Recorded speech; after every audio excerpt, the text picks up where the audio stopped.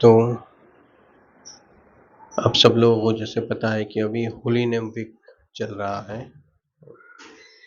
तो ये एक वीक भक्त लोग प्रयास करते हैं कि जितना हो सके उतना ज़्यादा से ज़्यादा भगवान के नामों का उच्चारण किया जाए और लोगों तक इसको पहुंचाया जाए। तो इसीलिए आज के सत्संग में हमने कीर्तन थोड़ा ज़्यादा रखा है, क्योंकि कलयुग में भगवान के नाम के उच्चारण के अलावा कोई दूसरा उपाय है ही नहीं कलयुग के जीवों के उद्धार के लिए। तो ये जो हरि नाम है, एक तरह से देखा जाए तो बहुत ही दुर्लभ है। अगर किसी व्यक्ति के मुख के ऊपर हरे कृष्ण आना, ये बहुत ही रेयर है। ये आसानी से किसी के मुख के ऊपर नहीं आता है भगवान का नाम। कई कई जन्मों के तपस्या का फल जब इकट्ठा होता है, तब जाके उस तपस्या के फल के स्वरूप में व्यक्ति को भक्तों का संग मिलता है, और तब जाके वो जान पाता है कि सिर्फ भगवान के नामों के उच्चारण के द्वारा ही वो भगवान को प्राप्त कर सकता है। तो इसीलिए कई कई सालों के जन्मों की तपस्याओं का फल है कि व्यक्ति के मुख के ऊपर हरि नाम आना। बाकी आप देखेंगे, अगर चेक करना हो तो आप कीजिए कि इस संसार में ऐसे कितने जीव हैं और सारे जीवों में से कितने लोग हैं जो भगवान का नाम लेते हैं। कोटि कोटि जन्म लेने के बाद और ऐसी कितनी है, 84 लाख प्रकार की अलग अलग योनि यहाँ है। ऐसी कितनी सारी योनियों में व्यक्ति को मनुष्य का जन्म मिलना, और उस मनुष्य जन्म में भी कितने तो ऐसे हैं कि पशु की तरह ही जीते हैं।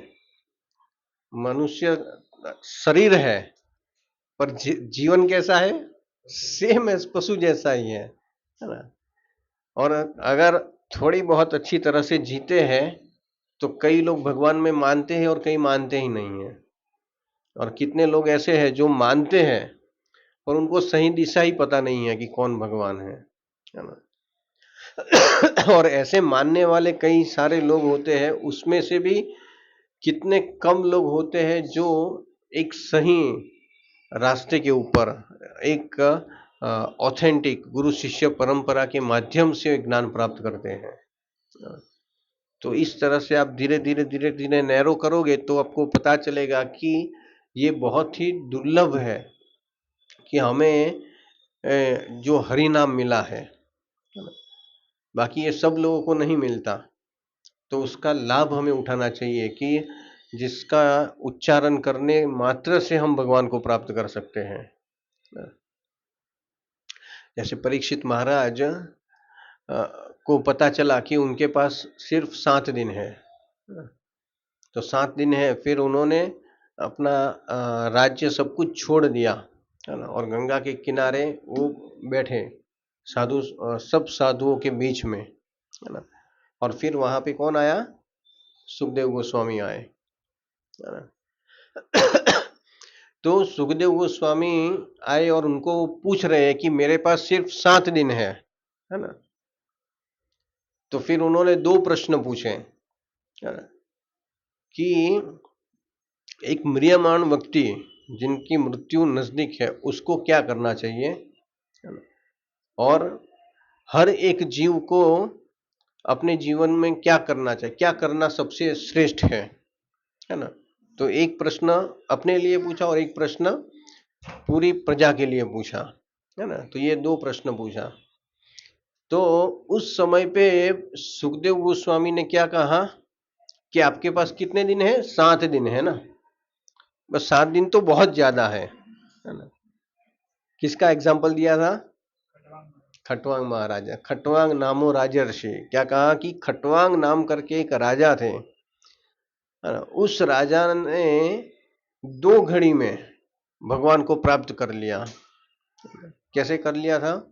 वो बहुत ही पराक्रमी राजा थे, तो इसीलिए कई बार वो क्या करते थे, स्वर्ग में जाते थे। स्वर्ग के जो स्वर्ग के लोग थे उनकी ओर से युद्ध करने के लिए जाते थे, है ना। असुरों में और देवताओं में हमेशा युद्ध होता है, तो देवता लोगों को हेल्प करने के लिए वो स्पेशली स्वर्ग में जाया करते थे, है ना। इतने पराक्रमी राजा थे।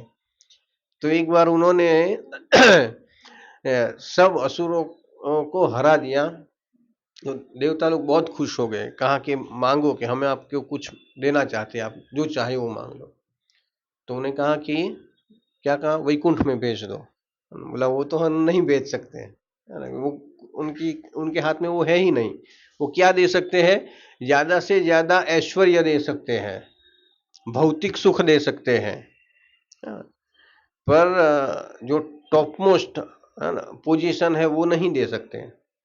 तो कहा कि तो फिर आप ये बताइए कि मेरा जीवन, है ना, कितना शेष बचा है।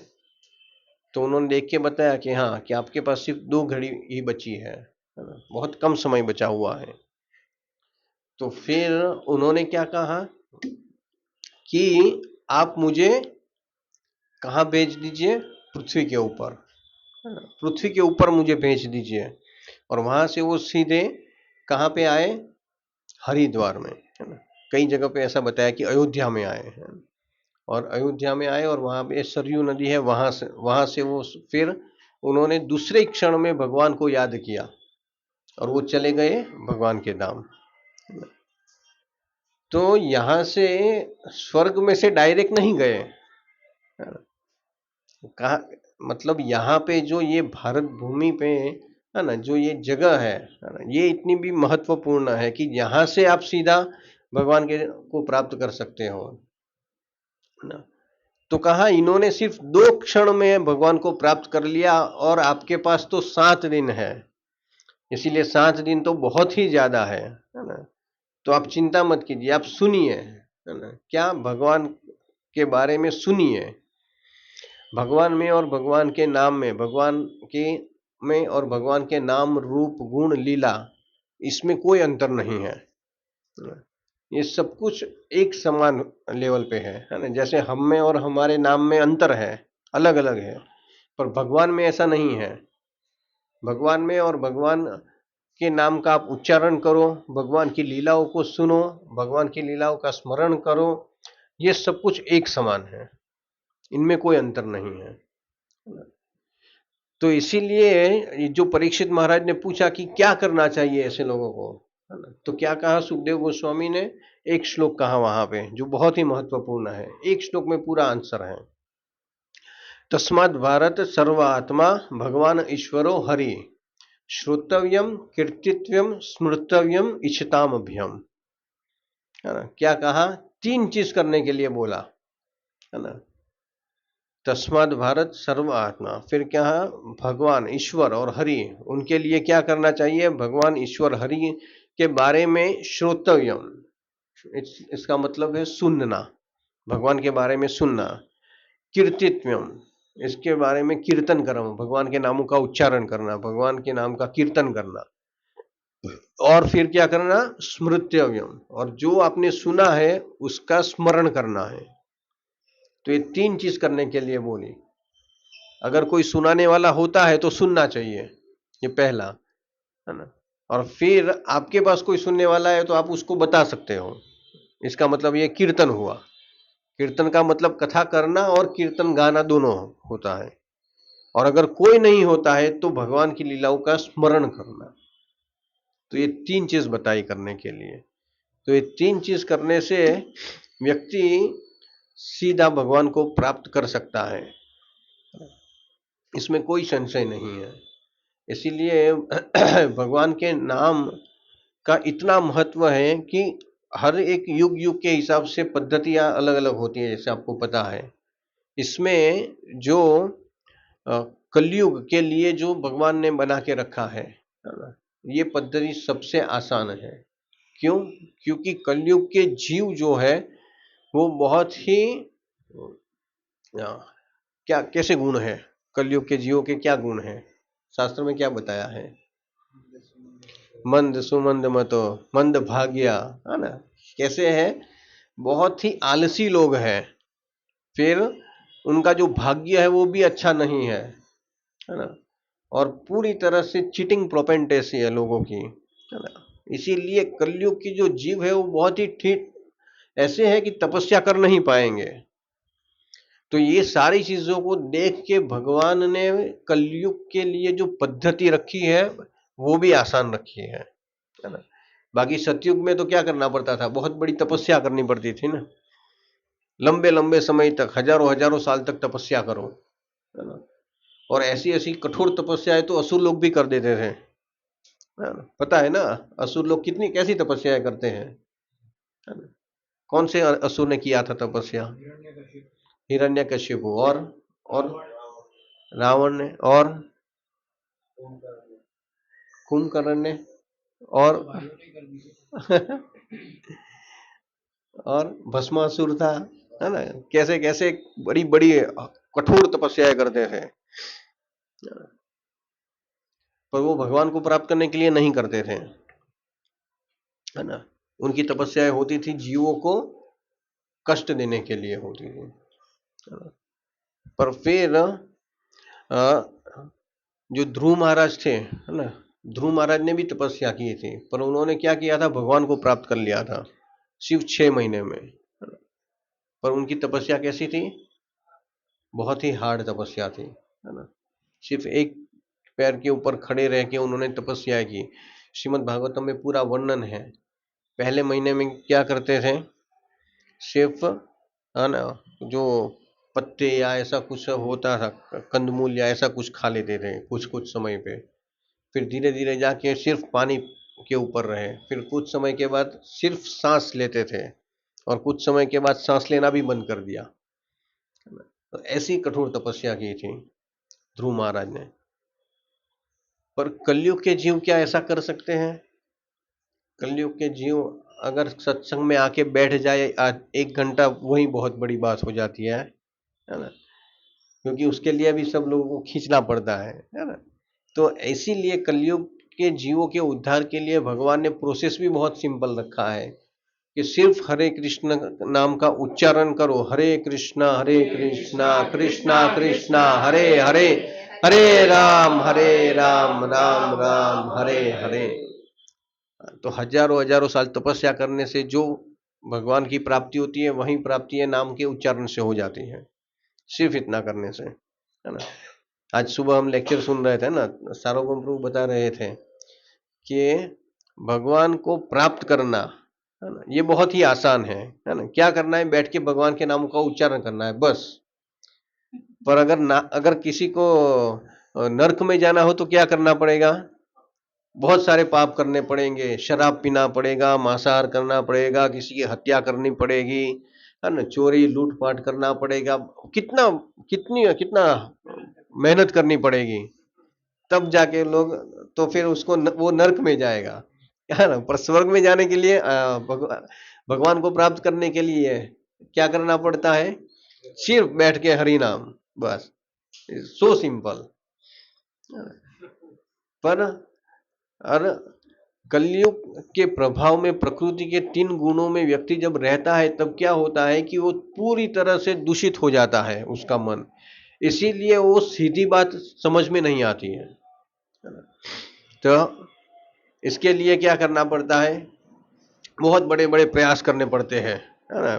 बहुत बड़े सेमिनार करने पड़ते हैं, सत्संग रखना पड़ता है, फिर अलग अलग प्रकार की पिकनिक करना पड़ता है ना। फिर रिट्रीट करो या कुछ ना कुछ नया करना पड़ता है, तब जाके व्यक्ति समझ पाता है, हाँ यहाँ कुछ बहुत सारी वेराइटीज है, तो मतलब ये अच्छा है ना।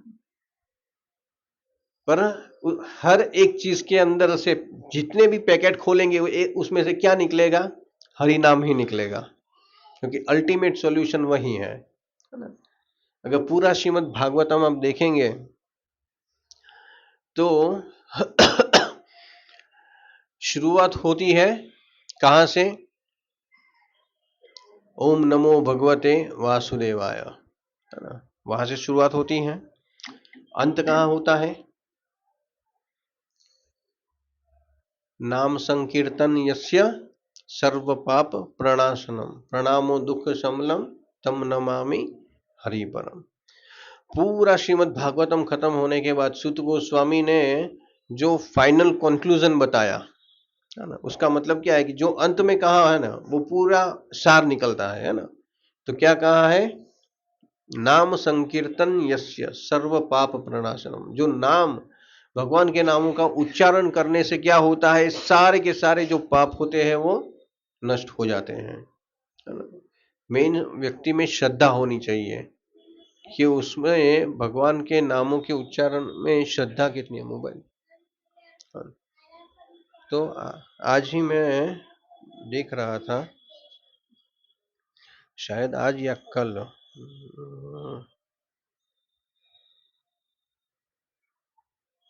यस, है ना, आज ही कोट आया था गुरु महाराज का, है ना। उसमें क्या लिखा हुआ था कि जो भक्त होता है ना, वो क्या कहता है, वो इससे रिलेटेड ही था।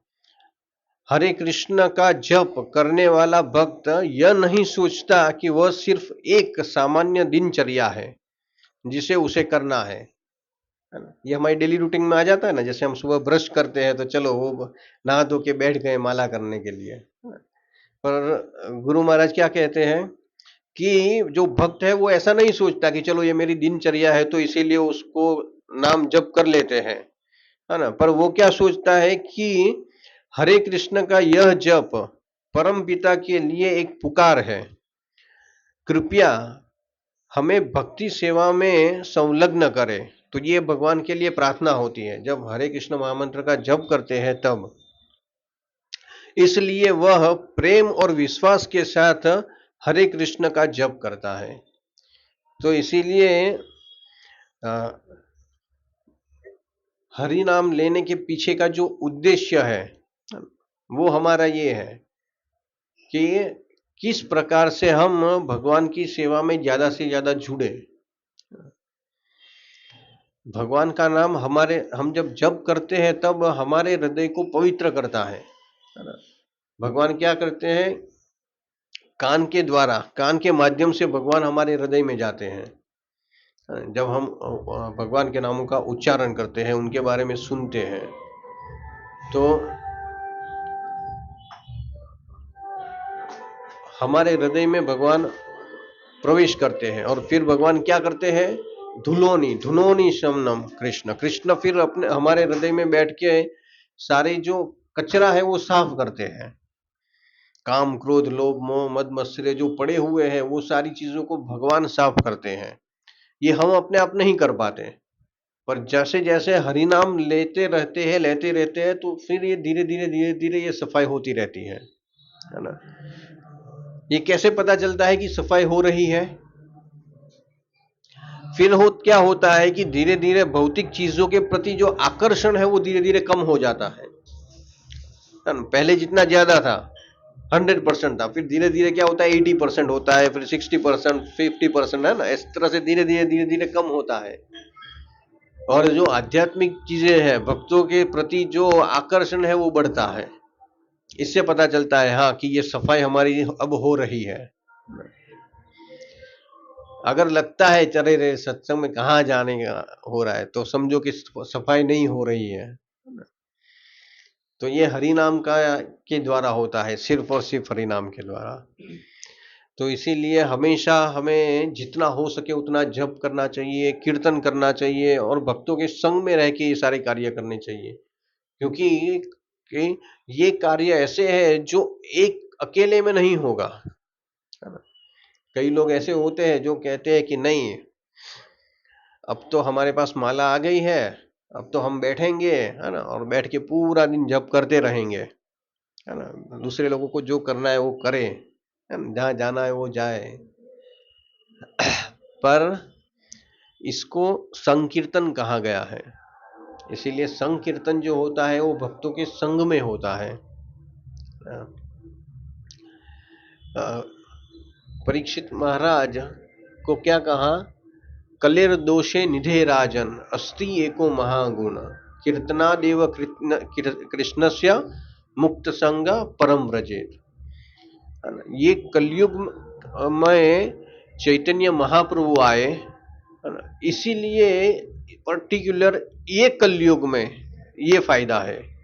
क्या है कि कलयुग तो पूरा दोषों से भरा हुआ है ना, कलेर दोषे निधे राजन, कलयुग में पूरा का पूरा दोष ही भरा है। अब जहां भी देखोगे तो वहां पे आपको कुछ न कुछ पापाचार ही दिखेगा, है ना? बहुत ही कम जगह है जहां पे आपको कुछ अच्छी चीजें देखने को मिलेगी। पर इसमें क्या है, अस्ति एको महान गुण, एक महान गुण है, कीर्तनादेव कृष्ण से, कृष्ण के नामों का कीर्तन करो और वो क्या करेगा, मुक्त संग परम रजेत, वो क्या करेगा, यहाँ पे आपके जितने भी कष्ट है वो उसको तो दूर करता है, पर साथ साथ में परम रजेत का मतलब होता है वो आपको भगवान के धाम में ले जाता है, सीधा भगवान के धाम में। तो ये भगवान के नामों के उच्चारण से होता है ना? यहाँ पे इसका एक ही फायदा है, क्योंकि ये फायदा चैतन्य महाप्रभु ने दिया हुआ है। बाकी हर एक युग युग में भगवान अवतार लेते हैं, है ना। भगवान ने क्या कहा है, संभवामि युगे युगे, इसीलिए हर एक युग युग में भगवान आते ही है। पर कई में भगवान के अंश आते हैं और भगवान के अंश के अंश, इस तरह से मतलब अलग अलग युग में भगवान प्रकट होते हैं और अपने हिसाब से जो उनको धर्म स्थापित करना है वो करते हैं। पर सिर्फ और सिर्फ ये एक ही कलयुग ऐसा है जिसमें स्वयं भगवान चैतन्य महाप्रभु के रूप में आए, बाकी युग में नहीं आते, है ना। ब्रह्मा जी के पूरे एक दिन में कृष्ण एक ही बार आते हैं, आपको पता है ना ब्रह्मा जी का दिन कितना लंबा है, उसमें एक ही बार कृष्ण आते हैं। और जब कृष्ण आते हैं, जिस द्वापर में कृष्ण आते हैं, उसके बाद के कलयुग में चैतन्य महाप्रभु आते हैं, तो चैतन्य महाप्रभु एक ही बार आते हैं, है ना। तो ये कलयुग है जिसमें चैतन्य महाप्रभु आए। इसका मतलब क्या है कि अगर ब्रह्मा जी के समय के हिसाब से आप देखो तो ऐसा कह सकते हैं कि कल को ही आए थे चैतन्य महाप्रभु, और सिर्फ उन्होंने आके फिर युग धर्म की स्थापना की। तो ये हरे कृष्ण महामंत्र भगवान के द्वारा दिया हुआ मंत्र है ना, इसीलिए उसको महामंत्र कहा गया है। तो ज्यादा से ज्यादा जप करने का प्रयास कीजिए, कीर्तन करने का प्रयास कीजिए। कल हरि नाम संकीर्तन है, चांदोड़िया में ही है ना, वहां से शुरू होगा, तो आप सब लोग भी उसमें भाग लीजिए और जितना हो सके उतने दूसरे लोगों को भी लेके आइए। हरे कृष्णा। किसी को कोई प्रश्न है?